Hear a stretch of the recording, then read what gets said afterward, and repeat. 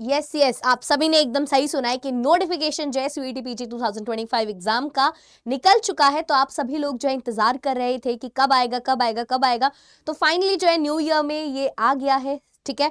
तो अब जो है अब आपको तैयारी करनी है और आपको मैं सारी इंपॉर्टेंट डेट्स बताने वाली हूँ जिनके ऊपर आपको फोकस करना है। कब एप्लीकेशन फॉर्म भरना है और कौन सी लास्ट डेट है, कब आपका एग्जाम होने वाला है, क्या आपका एग्जाम का स्ट्रक्चर है, मार्किंग स्कीम क्या है, कैसे कैसे एग्जाम होने वाला है, सारी चीजें इस वीडियो में आपको मिलने वाली है। कंप्लीट डिटेल यहाँ पर मिलेगी।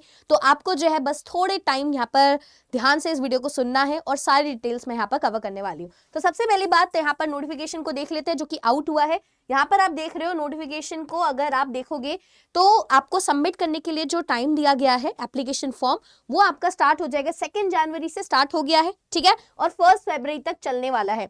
तो 1 फरवरी में अप टू 11:50 PM तक आप क्या कर सकते हैं, आप अपना एप्लीकेशन फॉर्म को जो है सबमिट कर सकते हैं। तो आपको जो है फरवरी तक का वेट नहीं करना है, आपको जो है जनवरी स्टार्टिंग में ही जो आपको भर लेना है फॉर्म, क्योंकि बाद में जो है एंड में साइट वगैरह क्रैश होने के बहुत चांसेस रहते हैं। तो आपको मिड में अच्छे से वीडियोस देखकर कि कैसे कैसे ऑनलाइन सबमिशन करनी है फॉर्म की, हमारी वीडियोस भी जो है यहाँ पर आ गई है, तो आप उनको देखिएगा और उनको देख देख कर आपको जो है फॉर्म भरना है, ठीक है। फॉर्म में कोई गलती नहीं होनी चाहिए। वहीं पर लास्ट डेट क्या है सक्सेसफुल ट्रांजेक्शन की, कि आपको जो फीस जो भरनी है वो आपको जो है 2 फरवरी 2025 11:50 PM तक का टाइम दिया हुआ है। बट हमें यहाँ तक नहीं वेट करना है, हम पहले ही जैसी फॉर्म भर लेंगे उसी टाइम जब हम कोशिश करेंगे कि फी पेमेंट कर दे, बाद के लिए ना रुके, ठीक है। वहीं पर अगर आप कोई गलती कर दे तो पहली बात तो कोशिश करो कि भाई गलती कोई हो ही ना। आप अपना नाम करेक्ट लिखना, अपना जो है ईमेल आईडी करेक्ट डालना, अपना नंबर करेक्ट डालना, अपने फादर नेम, अपने मदर नेम, सारी चीजें आप करेक्ट डालोगे तो बाद में कोई झंझट नहीं रहेगा। तो यहाँ पर अगर बाई चांस कुछ गलती हो भी जाती है तो आपके पास जो है यहाँ पे करेक्शंस के लिए टाइम दिया जाएगा 3 फरवरी से लेकर 5 फरवरी तक 11:50 PM तक रात के आप जो है क्या कर सकते हो, करेक्शंस कर सकते हो। वहीं पर आपका जो announcement of the city of the examination, पहले क्या होता है सिटी इंटीमेशन स्लिप आते हैं, क्योंकि आपको चॉइसेस दी जाएगी 4 सिटी, मतलब आप 4 सिटीज फिल कर सकते हो अपनी प्रेफरेंस वाइज, की पहले मैं यहाँ पर मैं चाहता हूँ कि मेरी इस सिटी में मेरा एग्जाम हो जाए, सेकंड प्रेफरेंस ये है, थर्ड प्रेफरेंस ये है। तो अवेलेबिलिटी के हिसाब से आपको सिटी मिलती है, तो आपको पहले ही बता दिया जाता है कि आपकी कौन सी सिटी में एग्जाम होने वाले, जिससे आप पहले से ही वहाँ पे जो है प्लानिंग कर सको कि कैसे आपको स्टे करना है अगर आपके घर से दूर पड़ती है सिटी। वहीं पर एडमिट कार्ड जो है आपके एग्जाम से 4 दिन पहले आ जाता है। वहीं पर आप देखोगे एग्जामिनेशन की डेट क्या है, 13 मार्च से लेकर 31 मार्च, मतलब वही होली के टाइम पीरियड में आप देख रहे हो 13 मार्च से लेकर 31 मार्च तक आपका एग्जाम चलने वाला है। सबका एक ही दिन नहीं होगा, सबका अलग अलग शेड्यूल आएगा, हर एक क्वेश्चन पेपर कोड का अलग अलग दिन एग्जाम होगा, ठीक है। वहीं पर आपका रिकॉर्डेड रिस्पॉन्स एंड आंसर की बाद में अनाउंस किया जाएगा वेबसाइट पर। वेबसाइट आपको जो थरली फॉलो करनी है वो है www.nta.ac.in, और यहाँ पर आप देख रहे हो exams.nta.ac.in CVT PG, ये 2 वेबसाइट है जिनको आपको थरली फॉलो करना है।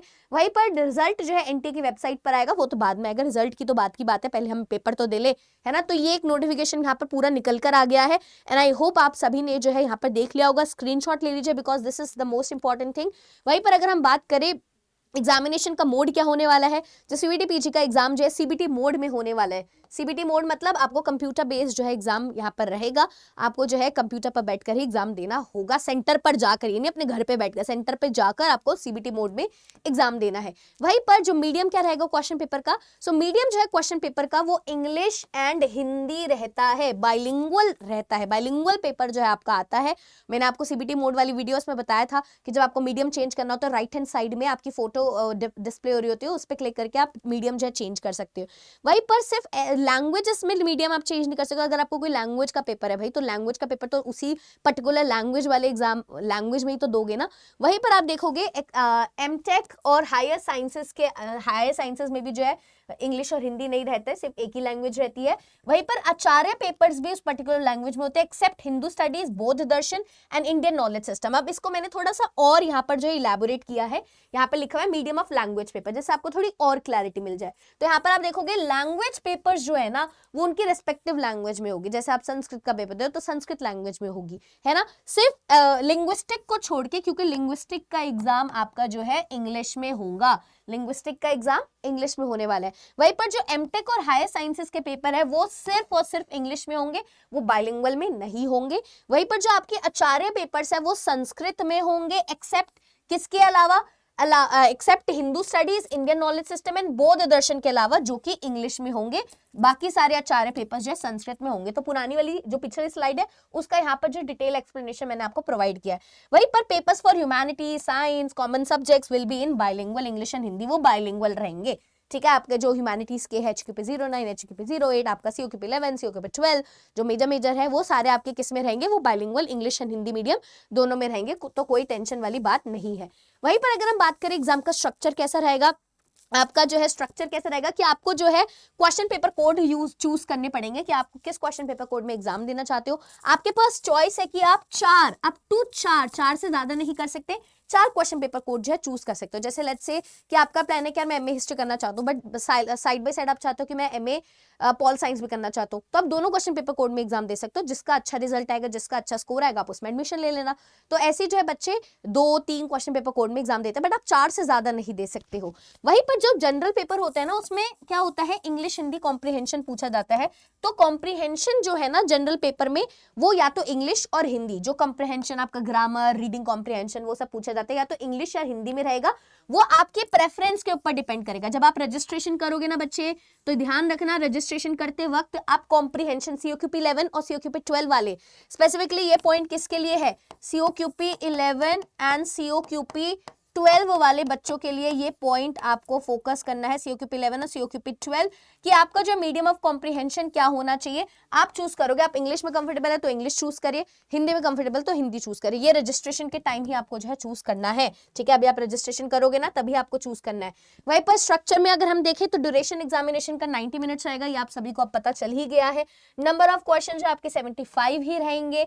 ठीक है, 75 क्वेश्चंस आपसे पूछे जाएंगे। वहीं पर अगर हम बात करें मार्किंग स्कीम कैसी रहेगी, हर क्वेश्चन पे आपको 4 मार्क्स मिलेंगे। टोटल 300 मार्क्स का ही आपका पेपर आने वाला है। हर करेक्ट आंसर करने पर आपको 4 मार्क्स मिलेंगे। हर एक करेक्ट आंसर पर देख रहे हो ना 4 मार्क्स मिलेगा। इनकरेक्ट पर आपकी 1 मार्क डिडक्ट हो जाएंगे, मतलब नेगेटिव मार्किंग यहाँ पर है। वहीं पर अगर आप कोई आंसर छोड़ते हो, अनअटेम्प्ट करते हो, तो आपको कोई मार्क्स नहीं मिलेंगे, 0 मार्क्स आपके मिलेंगे, ना डिडक्ट होंगे ना मिलेंगे।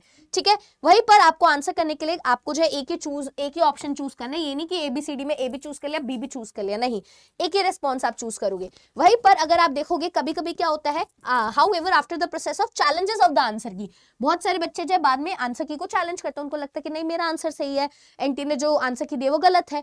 तो उस केस में क्या होगा, in case there are multiple correct option, अगर आप मल्टीपल करेक्ट ऑप्शन है कि A भी करेक्ट था एग्जाम में, C भी करेक्ट ऑप्शन था, ठीक है, आंसर की में कोई चेंजेस होगी, तो उन कैंडिडेट्स ने जिन्होंने या तो A पे क्लिक किया हो या फिर C पर टिक किया हो, उनको जो है +4 मिल जाएंगे। तो फाइनल आंसर की में आएगी। तो अगर लेट्स से कि किसी क्वेश्चन में A आंसर भी करेक्ट हो रहा था, C आंसर भी करेक्ट हो रहा था, तो अगर आप में से किसी ने A पे क्लिक किया होगा या फिर C पे क्लिक किया होगा, तो आपको जो मार्क्स मिल जाएंगे, जिन्होंने छोड़ दिया था तो उनको नहीं मिलेंगे, है ना, वही पे लिखा है ना। वहीं पर कभी कभी क्या होता है, in case a question is dropped due to some technical error, कोई टेक्निकल एरर था, वो ढंग से जो फ्रेम नहीं था क्वेश्चन, तो full marks shall be given to all the candidate, सबको सही मार्क्स मिलेंगे respective whether they have attempted और नॉट। अगर एक क्वेश्चन था, लेट्स से क्वेश्चन नंबर 5, वो क्वेश्चन जो है कुछ लोगों ने अटेम्प्ट किया, कुछ लोगों ने नहीं अटेम्प्ट किया, बाद में पता चला कि इसमें टेक्निकल एरर था, तो सबको +4 मार्क्स सबको एड ऑन हो जाएंगे, चाहे आपने अटेम्प्ट किया है या फिर नहीं अटेम्प्ट किया है। वहीं पर अगर आप देखोगे एग्जामिनेशन जो है 2 से 3 शिफ्ट में कंडक्ट कराया जाएगा, एंड सिलेबस जो है आपका बहुत जल्द अवेलेबल हो जाएगा एनटी की वेबसाइट पर। अभी जो है अपडेटेड सिलेबस बहुत जल्द, तो सिलेबस का जो कॉलम है वो अभी दिखाई नहीं दे रहा है एनटी की वेबसाइट पर, बहुत जल्द जो सिलेबस भी दिखाई देने लग जाएगा, और तब भी मैं आपको लिए वीडियो लेकर आ जाऊंगी और बता दूंगी कि सिलेबस में कोई चेंज है या नहीं। वहीं पर फी स्ट्रक्चर अगर हम देखें तो फी अगर आप देखोगे तो जनरल वाले लोगों को कितने अगर आप तो 2 टेस्ट पेपर आप दे रहे हो, 2 तक आपको जो है 1400 रुपए देने हैं, 1400 रुपीज है। वहीं पर अगर आप 2 से ज्यादा क्वेश्चन पेपर कोड करते हो, मैक्सिमम तो 4 है, अगर 2 क्वेश्चन पेपर कर रहे हो तो 1400 रुपए, बट अगर आप एक और एक्स्ट्रा देना चाहते हो तो 700, एक और एक्स्ट्रा देना चाहते हो तो 700, और तो 700 पर पेपर, पर टेस्ट पेपर आपको एक्स्ट्रा देना पड़ेगा। ठीक है, वहीं पर ओबीसी एनसीएल जनरल ईवीएस के लिए 1200 रुपए है। वहीं पर अगर आप एडिशनल 600 रुपए पर टेस्ट पेपर है। SC ST थर्ड जेंडर के लिए 1100 रुपए है, और वहीं पर पेपर एडिशनल जो है 600 रुपीज है। PW BD के लिए 1000 रुपीज है, और एडिशनल जो है हर टेस्ट पेपर के लिए 600 रुपए है। ठीक है, 1400, 1200, 1100, 1000। ठीक है, वहीं पर अगर आप देखोगे ये आउटसाइड भारत के लिए अप टू 2 टेस्ट पेपर 7000 रुपए है। वहीं पर टेस्ट पेपर एडिशनल तो 3500 रुपीज यहाँ पर आपके लिए जो एडिशनल का है। तो आई होप ये भी चीज समझ आ गई। वहीं पर एलिजिबिलिटी एंड क्वालिफिकेशन देख लेते हैं। एज लिमिट यहाँ पर कोई भी नहीं है, there is no age limit की 30 साल 35 साल, कोई एज लिमिट नहीं है। आप किसी भी एज में अगर आप पीजी करना चाहते हैं, आप आगे पोस्ट ग्रेजुएशन करना चाहते हैं और ये एग्जाम देना चाहते हैं तो आप दे सकते हो। वहीं पर एजुकेशनल क्वालिफिकेशन ये होनी चाहिए कि भाई आपके पास मेन बैचलर्स डिग्री होनी चाहिए। मेन क्या है, आपके पास कोई बैचलर्स डिग्री या फिर उसके इक्विवेलेंट कोई एग्जामिनेशन आपने दिया होना चाहिए, या फिर आपके पास पास कर चुके हो, या तो आप पास आउट हो, ये भी कर सकते हो, या फिर अगर आप बैचलर्स डिग्री इक्विवेलेंट एग्जामिनेशन में अपीयर कर रहे हो, आप अगर लास्ट सेमेस्टर में हो या फिर लास्ट ईयर में हो तो भी आप ये एग्जाम जो है दे सकते हो, ठीक है। बट आपको यूनिवर्सिटी स्पेसिफिक एज क्राइटेरिया एक बार चेक कर लेना। वैसे तो कोई एज लिमिट नहीं है, बट आप जिस यूनिवर्सिटी में एडमिशन लेना चाहते हो एक बार फिर भी आपका फर्ज बनता है कि आप यूनिवर्सिटी स्पेसिफिक एज क्राइटेरिया जो है चेक कर लीजिए। वैसे तो मोस्टली में जो है नहीं है, बट अगर फिर भी अगर आप कोई प्रोफेशनल कोर्स कर रहे हो तो किसी में जो है मतलब हो जाता है क्राइटेरिया, है ना, यूनिवर्सिटी जो है एज स्पेसिफिक कर देती है। तो आप जिसमें भी करना चाहते हो तो अप्लाई करने से पहले एक बार उस यूनिवर्सिटी में चेक कर लीजिए कि आप एज आपकी सही है या नहीं, ठीक है। वहीं पर अगर हम बात करें अब तो फाइनली टाइम आ गया भाई, जनवरी का टाइम है और आपका कितने दिन रह गए, मतलब ऑलमोस्ट जो आपके पास 2 महीने रह गए हैं। मार्च में पेपर स्टार्टिंग में स्टार्ट हो जाएंगे, है ना, 13 को ही स्टार्ट हो रहे हैं, तो आपके पास कुल मिला के 2 मंथ्स रह गए हैं। और अगर अब आप अपनी तैयारी को जोर शोर से तैयार करना चाहते हो तो या तो अब आपने अभी तक कर लिया होगा, आप सिर्फ सेल्फ स्टडी करोगे, बट अगर आपने नहीं किया है और आपको चाहिए कि अब हेल्प चाहिए तो आप हमारे बैचेस को चेकआउट कर सकते हो। और उन बैचेस को चेकआउट करने के लिए आप जब उसको खरीदोगे तो वहां पे कोड लगाना होता है टीचर्स का, तो आप चाहते हो कि मैक्सिमम डिस्काउंट में मुझे मिल जाए तो आप वहां पर जो है आशी 20 कूपन कोड यूज कर सकते हो। मैं एक बार दिखा दूंगी कि कैसे लगाते हैं। और वहीं पर आपको कोई बैच रिलेटेड क्वेरी है या फिर कोई मेंटरशिप चाहिए तो आप बेझिझक होकर मुझे जो मेल भी कर सकते हैं। मेरी मेल आईडी है ashi.sharma@adda247.com। यहीं पर मैं एक बार आपको दिखा देती हूँ कि किस तरीके से आप जो है चेकआउट कर सकते हो कि कौन कौन से कोर्सेज यहाँ पर अवेलेबल है। adda247.com पे जाओगे, यूजी एंड पीजी एंट्रेंस पे जाओगे, सीयूईटी पीजी पर आप क्लिक करोगे, ठीक है। सीयूईटी पीजी पर यहाँ पर आप देखोगे बहुत सारे कोर्सेज जो है यहाँ पर अवेलेबल है। एमए पॉलिटिकल साइंस बैच यहाँ पर अवेलेबल है, क्वांटम एमसीए के लिए अवेलेबल है, एमए इंग्लिश का बैच अवेलेबल है, LAQP 01 के लिए अगर आप प्रिपेयर कर रहे हो तो कोई भी बैच अगर आपको लेना है, कोई भी, जैसे एमसीए का अगर आपको बैच लेना है तो यहाँ पर आप जाओगे, बाय नाउ के ऑप्शन पे जाओगे। अभी 40% दिखा रहे हैं बट हमें और डिस्काउंट चाहिए, तो यहाँ पर आप कूपन कोड लगाओगे आशी20 अगर आप यहाँ पे लगाते हो तो एंटर कीजिएगा, तो यहाँ पर आपका हो जाता है 7627 प्राइस में आपको मिल जाएगा।